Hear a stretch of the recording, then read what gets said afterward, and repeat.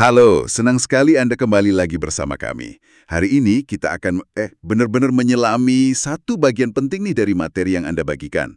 Bab 17, judulnya cukup provokatif ya, Gaya versus Goliat. Nah, misi kita kali ini adalah coba membongkar gimana sih sistem peradaban manusia yang sama penulisnya disebut Goliat ini, itu kayaknya bentrak banget sama sistem kehidupan bumi atau Gaia. Kita mau coba telusuri akar sejarahnya, masalah sistemiknya, yang membawa kita ke tantangan lingkungan yang genting banget sekarang ini.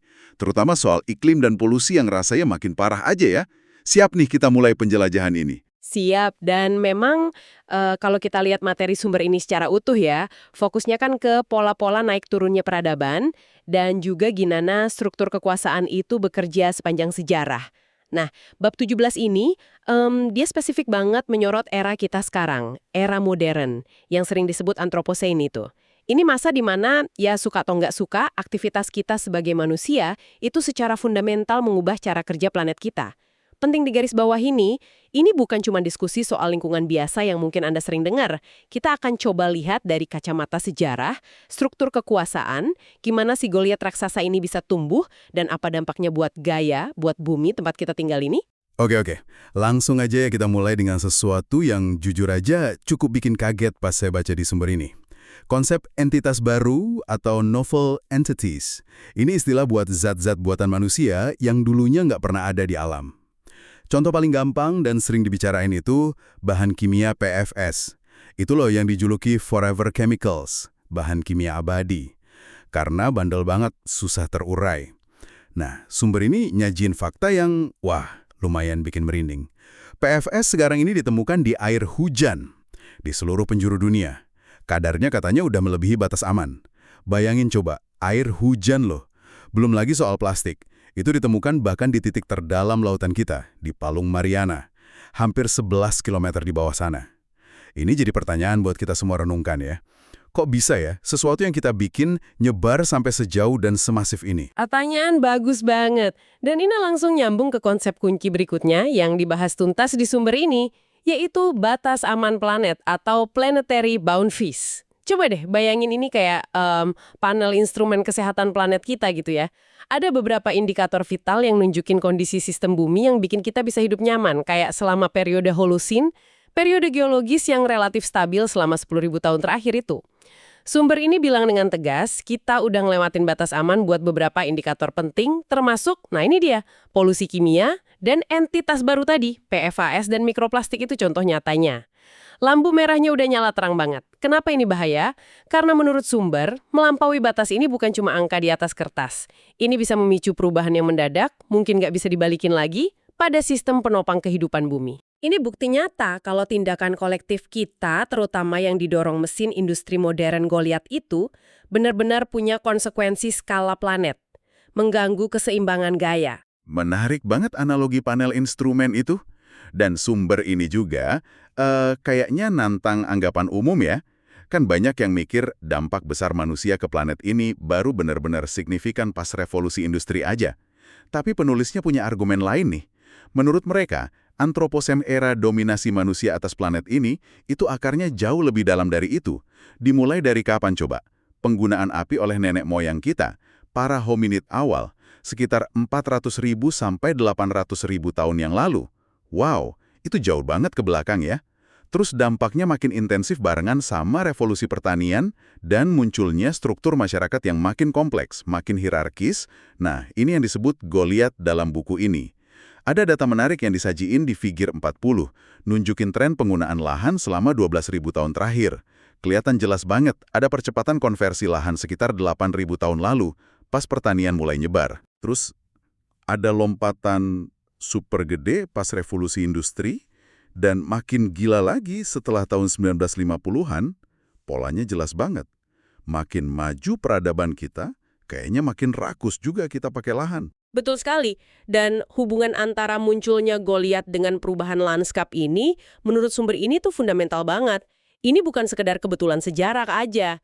Peningkatan penggunaan lahan dan dampak lingkungan secara keseluruhan ini sangat terkait erat sama munculnya struktur masyarakat yang hierarkis dan cenderung ekstraktif si Goliat ini. Penulisnya punya argumen kuat soal peran pertanian skala besar. khususnya tanaman biji-bijian, kayak gandum, beras, jagung. Kenapa biji-bijian? Karena kata sumber ini, jenis tanaman ini itu lootable resources, sumber daya yang gampang dihitung, gampang diawasi, dipajaki, dan disimpan sama penguasa. Coba bayangin aja, kan lebih gampang ngitung sama ngontrol panen gandum daripada hasil buruan atau buah-buahan di hutan gitu kan. Nah, kemunculan Goliath dengan fokus ke penguasaan sumber daya yang gampang dijarah ini secara nggak langsung mendorong ledakan populasi dan ekspansi pertanian besar-besaran. Goliath. Jadi, akar masalah lingkungan kita ternyata nyambung banget sama gimana kekuasaan dan kontrol sumber daya diatur sejak ribuan tahun lalu. Wah, penjelasan soal lootable resources itu benar-benar ngebuka mata ya. Ternyata ada logika sistemik di baliknya. Nah, kalau kita loncat ke era modern nih, sumber ini ngidentifikasi biang kerok utama masalah lingkungan kita sekarang pakai istilah yang cukup nyelekit. Kecanduan pertumbuhan atau growth fetish. Ini kedengarannya kayak penyakit ya. Argumen utamanya, fokus hampir semua sistem ekonomi global kita sekarang ini ke pertumbuhan produk domestik bruto, PDB, tanpa henti, itu secara inheren terkait erat banget sama peningkatan pengambilan material dari bumi, ekstraksi, dan jejak lingkungan yang makin gede. Ini yang kemudian bikin dilema super besar. Di satu sisi, pertumbuhan ekonomi tinggi kan selalu didengung-dengungkan sebagai tujuan utama, ya kan? Tapi di sisi lain, menurut sumber ini, justru pertumbuhan itulah yang bikin kita makin susah mencapai target-target penting, kayak target iklim, penyelamatan keanekaragaman hayati, pengurangan polusi. Logikanya simpel aja. Makin tinggi pertumbuhan, makin drastis pula kita harus motong emisi dan dampak lingkungan lainnya biar tetap di dalam batas aman planet tadi. Dan ironisnya, penulisnya bilang kita udah gagal total dalam melakukan pemotongan drastis ini. Jadi, kecanduan pertumbuhan modern ini bisa dibilang manifestasi kekinian dari logika Goliath yang sama yang kita lihat ribuan tahun lalu. Dulu fokusnya mungkin biji-bijian, sekarang fokusnya pertumbuhan PDB tanpa henti. Tapi intinya sama. Sama-sama mendorong ekstraksi sumber daya dari gaya secara masif. Tepat sekali, dan ini menggarisbawahi adanya bentrokan sistemik yang sangat mendasar. Semacam konflik inti dalam peradaban modern kita. Di satu pihak, ada imperatif, kayak perintah nggak tertulis gitu ya, buat terus tumbuh yang udah tertanam kuat dalam DNA sistem ekonomi global saat ini. Ini bagian dari global Goliath modern. Di pihak lain, ada kebutuhan ekologis yang super mendesak buat hidup selaras dengan batas-batas kemampuan planet bumi, si Gaia ini. Sumber ini nyeratin dengan kuat banget kalau masalahnya itu bukan cuma soal nyari teknologi yang lebih hijau atau solusi tambal sulam teknis. Nggak sesimpel itu. Masalahnya jauh lebih dalam, ada di struktur sistem Goliath itu sendiri gimana dia diorganisir, apa yang jadi prioritas utamanya, pertumbuhan tanpa batas, dan gimana cara kerjanya yang cenderung ekstraktif dan menghasilkan ketidaksetaraan. Ini tuh pertarungan fundamental antara logika sistem manusia modern dengan logika sistem penopang kehidupan di bumi itu sendiri. Ibaratnya mesin Goliath terus jalan kencang, sementara Gaia mulai nunjukin tanda-tanda kelelahan yang serius. Pertarungan fundamental, itu kata-kata yang kuat ya. Dan bicara soal risiko, sumber ini juga nggak main-main dalam mengasih peringatan, terutama soal perubahan iklim. Ada kutipan dari Deklarasi Konferensi Toronto tahun 1988, itu udah lama banget ya, yang nyebutin kalau konsekuensi perubahan iklim yang nggak terkendali itu potensinya bisa setara sama dampak perang nuklir global bagi kehidupan manusia. Serius banget perbandingannya. Sumber ini juga nyuarain kekhawatiran kalau komunitas ilmiah dan para pembuat kebijakan, kita semua mungkin ya, cenderung kurang fokus mempelajari skenario pemanasan global yang lebih ekstrim, katakanlah di atas 2 derajat Celcius. Seolah-olah kita semua secara nggak sadar bertaruh pada skenario terbaik, berharap yang terburuk nggak akan terjadi. Padahal data yang dikutip dalam sumber ini nunjukin potensi yang ngeri banget. Bisa jadi miliaran orang bakal terpapar panas ekstrim yang ada di luar batas toleransi tubuh manusia. Human thermal niche. Kalau pemanasan global nyampe tingkat yang lebih tinggi itu, ini bukan lagi soal nggak nyaman, tapi soal kelayakan hunian planet buat banyak banget manusia. Ini ngajak kita buat nggak cuma lihat ke depan, tapi juga belajar dari masa lalu bumi yang panjang banget. Tingkat pemanasan yang kita alami sekarang dan proyeksi ke depan, itu dibandingin sama peristiwa-peristiwa perubahan iklim drastis yang pernah kejadian dalam sejarah geologi planet kita, jauh sebelum manusia ada. Analisis dalam sumber ini nunjukin adanya kaitan yang sangat kuat antara perubahan suhu global yang cepat, seperti yang lagi kita picu sekarang, dengan peristiwa kepunahan massa di masa lalu. Bumi pernah ngalamin ini sebelumnya dan konsekuensinya dahsyat banget. Sumber ini juga nyinggung soal adanya ambang batas kritis atau tipping points dalam siklus karbon bumi. Kalau batas ini kelewat, misalnya karena emisi kita yang terus-terusan atau karena lapisan es permanen mencair, ini bisa memicu perubahan iklim yang jalan sangat cepat dan susah, bahkan mungkin mustahil buat dibalikin. Fenomena yang kadang disebut runaway warming. Jadi, peringatan keras ini bukan sekedar ramalan atau spekulasi tanpa dasar ya. Menurut sumber, ini didasarkan pada pemahaman ilmiah yang mendalam tentang cara kerja sistem bumi, gaya, dan sejarah panjang yang merespons perubahan. Pelajaran dari masa lalu bumi ini seharusnya bikin kita sangat-sangat hati-hati. Oke, kalau kita coba tarik benang merah dari argumen utama bab 17 ini ya, Gaia versus Goliat. Intinya gini nih, krisis lingkungan yang lagi kita hadapi, si Gaia yang lagi terancam ini, sebetulnya bukan sekumpulan masalah teknis yang berdiri sendiri-sendiri. Bukan polusi di sini, iklim di sana, hutan gundul di situ. Bukan. Menurut analisis dalam sumber ini, semua itu adalah manifestasi Atau gejala dari cara kerja sistem Goliat global kita saat ini. Sistem ini secara fundamental punya beberapa ciri khas yang dibahas tuntas dalam buku ini, termasuk di bab-bab lain yang melusuri sejarahnya.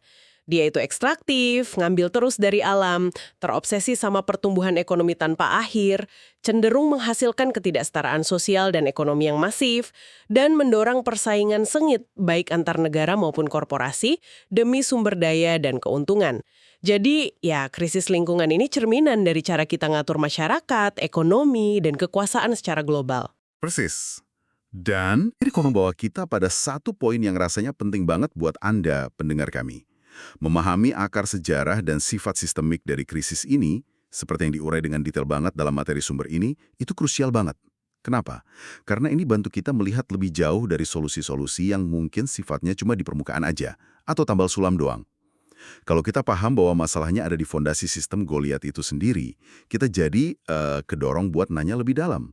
Apakah solusi yang benar-benar dibutuhin itu cuma sekedar perbaikan teknologi di sana-sini? Atau jangan-jangan kita memang perlu mempertanyakan dan bahkan mungkin mikirin ulang secara fundamental gimana masyarakat kita diorganisir. Logika dasar si Goliat itu sendiri, yang udah jalan ribuan tahun ini. Ini bukan lagi sekedar gaya versus polusi atau gaya versus emisi karbon, tapi mungkin lebih tepat gaya versus sistem Goliat yang kita jalankan sekarang. Jadi, sebagai rangkuman akhir nih dari penjelajahan kita di bab 17, gaya versus Goliat, pesan kuncinya adalah tantangan lingkungan kita ini bukan masalah pinggiran, tapi masalah sistemik.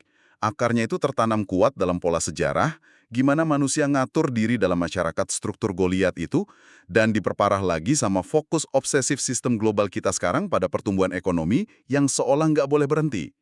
Contoh-contoh spesifik yang kita bahas tadi, kayak PFS yang ada di mana-mana sampai ke air hujan, plastik di dasar palung terdalam, hubungan erat antara PDB dan kerusakan lingkungan, sampai resiko iklim yang setara perang nuklir.